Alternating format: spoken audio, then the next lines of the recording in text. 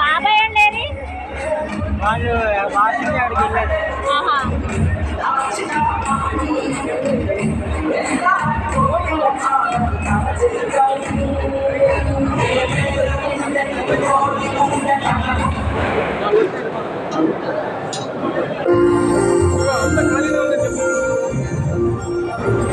ఒక సాధారణ వ్యక్తిని అసామాన్య శక్తిగా ఎదురులేని ఏలికగా మార్చి చారిత్రాత్మక ఘట్టానికి వేదికగా తెలుగుగడ్డ ఆ నేల దర్శించి ఎత్తున ఎదిగిన తెలుగు దేశం విశ్వవిఖ్యాత నట సార్వభౌమ నందమూరి తారక రామారావు తెలుగు ప్రజల ఇళ్లలో ఎలవేలుగా గుండెలలో నెరవేర్పుగా శాశ్వత స్థానం సంపాదించుకున్నారే.